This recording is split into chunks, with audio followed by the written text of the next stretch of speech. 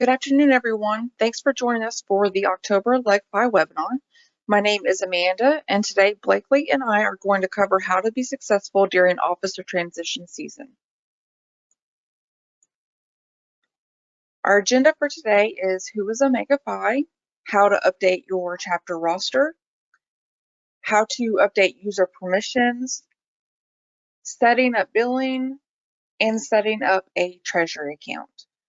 As always, we welcome questions along the way, so please feel free to ask and we will answer them at the end. So let's get started. Omega Phi hosts and supports LegFi. For more than 30 years, Omega Phi has provided technology solutions to help customers manage their finances, streamline their operations, recruit new members, and communicate with their members. We are based out of Columbus, Georgia, and we securely process more than 1.1 billion per day for our clients and have securely processed more than 4 billion since 1992. We're also deeply committed to serving, promoting, and advancing the fraternity and sorority experience. We are passionate about what we do, and it's this passion that has encouraged our clients to trust us to do the heavy lifting so they can focus on their mission and having fun. If you'll give me just a moment, I'm going to switch over to the LegFi application to walk you through how to add new members there.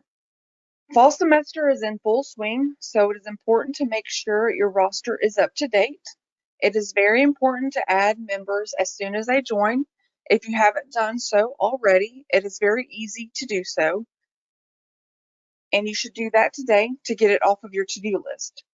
You'll go to Members in the left-hand column, and then you'll click on Add Members. From here, you can use the CSV sample file to import multiple members, or you can add members one at a time by clicking on the single member and inputting all of their information. If you need to update a member type, you can go back to the list of your members by clicking on Back to Member List. You'll click on the square next to their name, then click on Actions, and then Edit. And from there, you can update their member type. So if they have graduated and you need to update them to alumnus, you can do that here.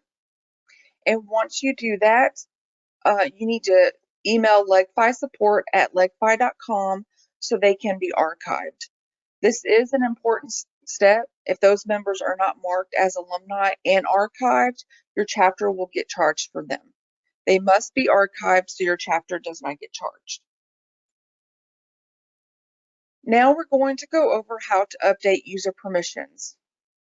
You'll click on the gear icon in the top right-hand corner of the application. Then you'll click on Permissions. If you need to remove someone's admin access, you'll click on the button under Admin.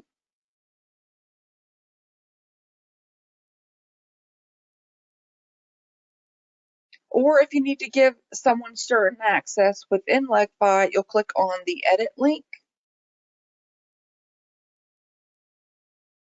And then you can choose which modules they can either read or edit.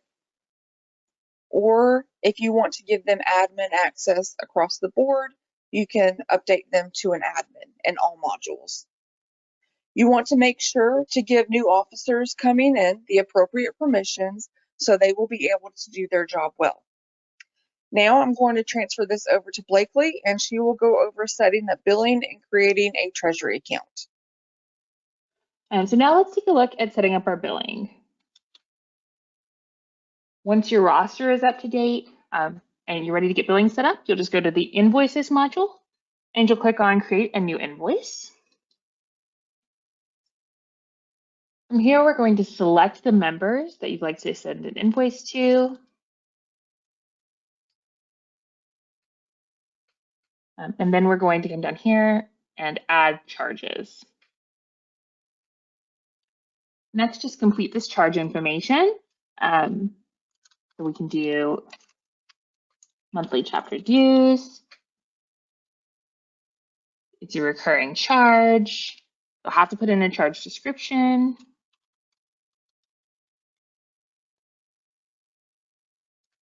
And the amount that you'd like to charge. You'll select a deposit financial account. This is going to be either a bank account or one of your Treasury accounts. I'll show you how to open a Treasury account and talk to you a little bit more about that in just a moment. Once you've selected the account, you'll also select the revenue category. And then you'll set up your custom billing schedule. So you'll have your start date, which is the date that those charges are visible to your members. You'll select your due date. You can set up a late fee for each charge if it's and set your late after date. You can set up an early payment discount if a recurring charge is paid in full by a certain date. So whatever works best for your chapter. And then if you need to set up a recurring charge, you'll add additional charge cycles. So for monthly chapter dues running through the rest of the year, it might look something like this.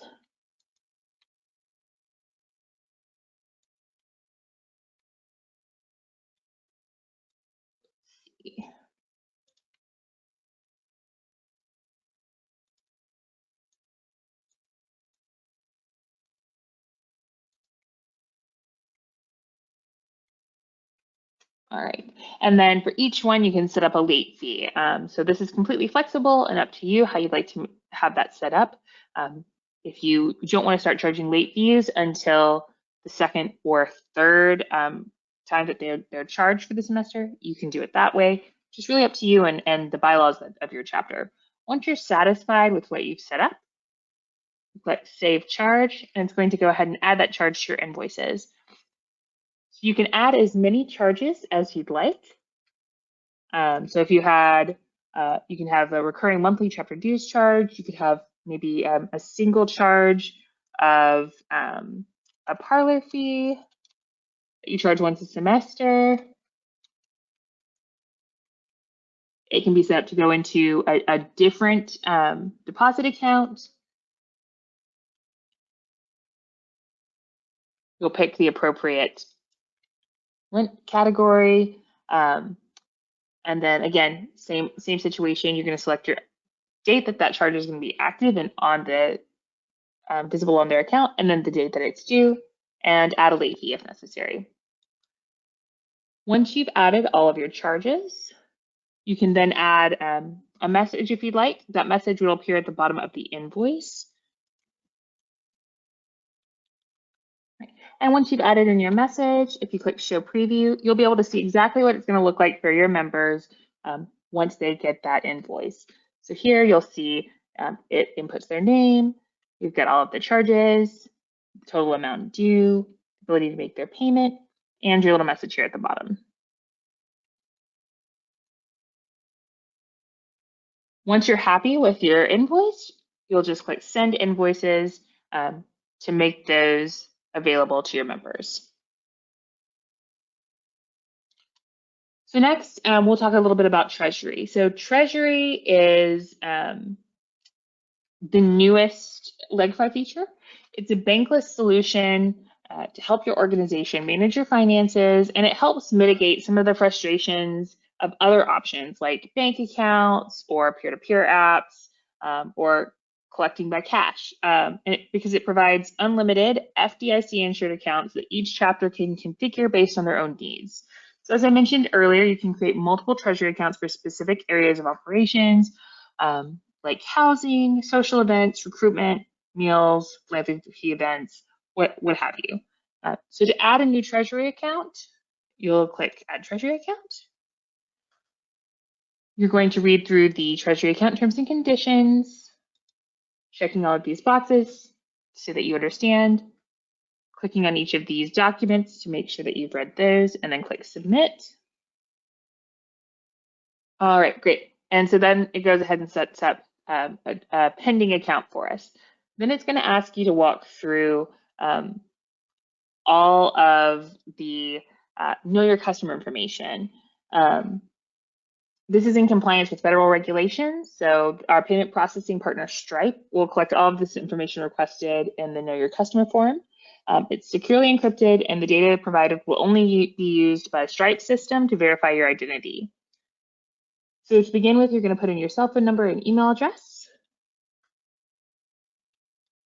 And then click Continue. You'll get a code to your phone and then put that code here. Then you're going to add in some additional information about what the system will call your business, but what is really your chapter. So you'll put in your contact information and a product description, just letting Stripe know what it is that you do. So in this case, you'll give them your business phone number, and then again, a product description, then click Continue. And once you've entered that, it's going to get you to verify that you represent this business. So here is where you're going to provide your name, your contact and identifying information, organization information, etc., to complete that form. If the system is unable to automatically verify your identity from the information provided, they may ask for some additional identification, such as a driver's license, to finish the process. Once you've completed this form in full, it's going to take you back to the Treasury accounts, and you'll see your new Treasury account here in the Treasury account section. Do note that if you don't see that pending account verified right away, it can take just a few moments for the identity verification process to go through. Once you've set up your accounts, you can transfer funds between accounts and also between external bank accounts. Click on Fund Transfer, Add Transfer, and then you'll choose which account you're transferring money from, which account you're transferring money to, input the amount that you'd like to transfer, add any notes for that transfer, and then select the date of that transfer. Once you've reviewed and submitted the transfer, it's going to show in a pending section until that ACH transfer is processed. And again, that can take a day or two to process based on your bank's regulations. Under the process section up here, you'll be able to see any processed transfers, that you have a full record of those fund transfers. Now we're going to take a look at Treasury cards. So first, let's take a look at how to create a Treasury card for your account.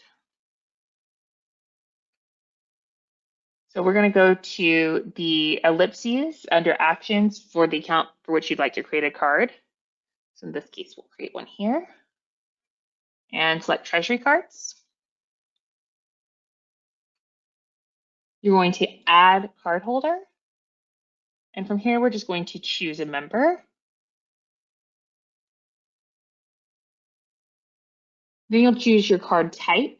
You'll select either physical or virtual card. So a physical card will be shipped to the user within 5 to 10 days of the enrollment date, while a virtual card can quickly be created for time-sensitive purchases through your phone. So a virtual card could be added to your Apple Pay or your Google Pay wallet and is immediately available for those types of purchases through websites or through in-app purchases.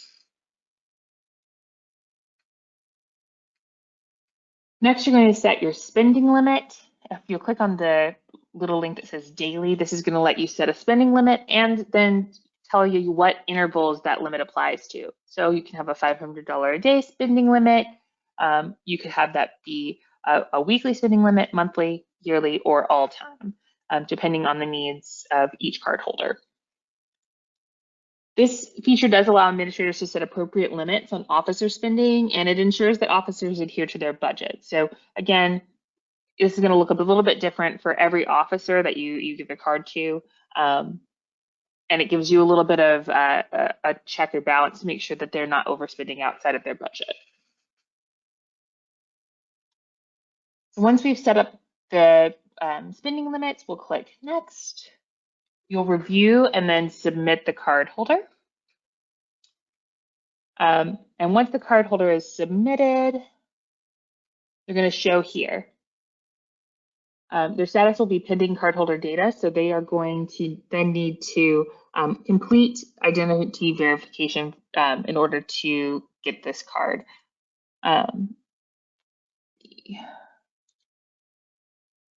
There's a section where you can close the card. Here, once this status, once it's no longer pending, once the card is approved, there will be some additional actions for you there as well. You'll be able to suspend the card or freeze the card as needed so that it's no longer able to be used. That way, if a card is lost, you don't have to worry about fully canceling that card until you know for sure that it is unable to be found. Users will get a notification that the card is unavailable if the card is in their digital wallet. So again, suspending a card is just temporary. You can come back to the action section and click activate to reactivate the card. Again, you can close the card. So once your officer graduates, when that card is no longer needed, we'll just close that card out for them. Closed cards cannot be reactivated. You'll also be able to report your card as lost, stolen, or damaged through this system as well, and indicate if you need to receive a new physical card. And then under the View Transactions section, this will be a link once that card is active to view any transactions processed through that card. All right, so that's a quick look at our Treasury accounts, and we thank you so much for joining us today and look forward to seeing you in the future. Have a great day.